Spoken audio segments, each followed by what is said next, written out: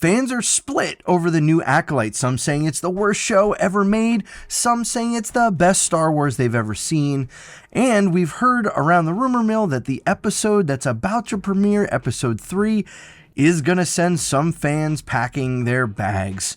I've got a theory as to what that might be, and it all centers around May and Osha. So what do we know so far? Well, we know that there was a fire that destroyed and killed Osha's whole family, or so she thought, and May thought the same.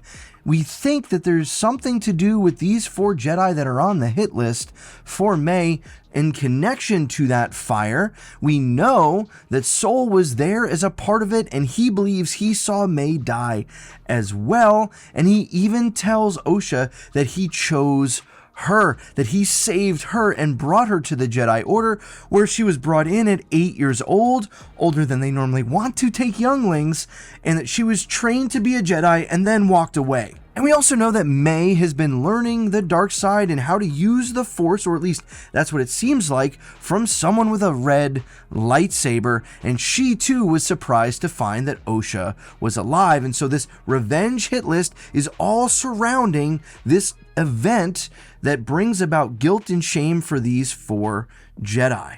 Now, we don't know what's really going on for certain. We haven't been given much clarity, but if we look at the clues that have been surrounding the Acolyte and some of the things we saw in these last 2 episodes, I think there's some good reasons to have some major concerns about where this is headed. Previously, we've seen that Leslie Headland has a very different view of how balance in the Force comes about. She shared that in other places and in interviews, and I've talked about that, how that goes completely against what we know the Force to be, that she says that to have equal light and dark side is to bring balance, and that is just not what we see from the prequels. That's not what we see in the prophecy of the Chosen One, and if you want to see more on that, I linked down a video that I did already breaking all of that down. But I think that's part of what's behind all of this, because when we look to May and Osha, these twins who are both Force sensitive, who have now taken different paths to use the Force in different ways, and May clearly is stronger right now than Osha. Osha's broken off from the Force, but she was training to be a Jedi, and she still has faith in the Jedi, so there's still a connection back to that. It's almost as if they're setting up these 2 to be the yin and yang to one another. And that's where I kind of start to peel the onion back a little bit, because I don't know if you caught this, you probably did, that when they were going through the exposition dump again and again of these backstories, we caught that May and Osha have 2 moms. So it brings up the question of their parentage. Who are their parents? How did they come about? And I think this is going to end up being a case where they are also born of the Force, where they were conceived by the Force, and they are on either side of this. On the dark side, May, on the light side, Osha, and you have this back and forth duality that all of a sudden is going to be the thing that grounds this whole idea of understanding and balancing the Force. I also think it's possible that the fire that was started is going to be Osha's fault, Osha's doing. There were some moments of pure rage that we saw in her when she was confronting May. Now, you could say that might be because she holds May responsible for what's happened. Completely possible. Again, we don't know. But I also am getting the sense that more and more, and no, I don't have any insider knowledge, but I think just based on the interviews we've seen on the lead up, we've seen that the Jedi are not supposed to be seen as favorable.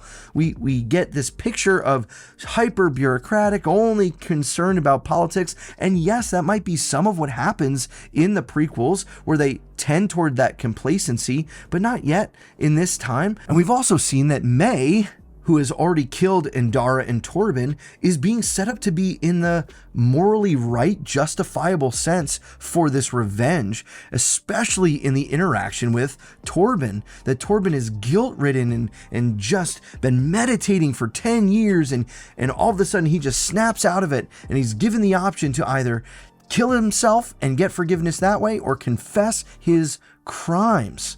And of course, May doesn't want him to confess his crimes. She wants to kill him, and she knows that this is the way. So what is going on in the behind the scenes setup of making the Jedi look like the ones who have abused their power, have done something evil, and now May and the dark side are the ones that are justified in their actions back against this corrupt Jedi. And so I think it's this back and forth and going to be set up that May is actually the protagonist, the one that is going to bring about balance, and that will be balanced out by Osha.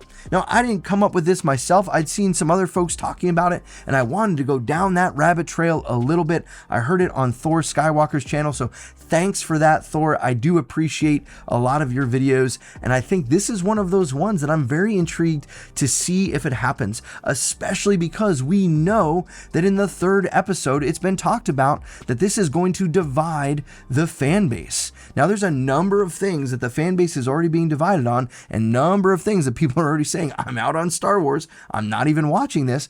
But one of them would be to flip the roles and make the Jedi play the role of the one who is bad, and the Sith to be in the role as the one who is good, this moral gray area. And while that might seem, hey, that could be an interesting story, it is completely canon breaking. It is completely world altering for the entire universe of Star Wars. Not to mention that we're only 100 years from the rise of the Empire, which, if you caught that, that's what it said at the very opening crawl, not from the beginning of the Phantom Menace. We're 100 years out from the rise of the Empire. So from the time of Revenge of the Sith, when Anakin goes into the temple and does some pretty horrible things to the younglings who are there, and the beginning of Emperor Palpatine from Senator Palpatine, it's in that time frame that we're talking about 100 years from. So that's not very long to say, hey, the Jedi are super corrupt here, and they're seen as bad by the galaxy because they steal children and take them away to indoctrinate them. And that's some of what people talk about. But just look at the prequels. Let's just look at Qui-Gon Jinn and the interaction with young Anakin. Is that what happens? Is Anakin kidnapped?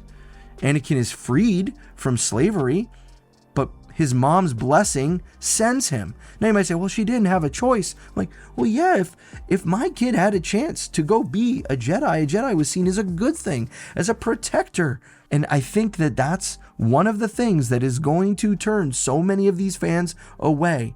And I think it centers around this idea of May starting to become the dark side user who is in the morally right, justifiable position, whereas Osha, along with the Jedi, are wrong. What do you think? That's my thoughts. Would love to hear yours down in the comments below. Thanks for watching. I'll catch you on the next one.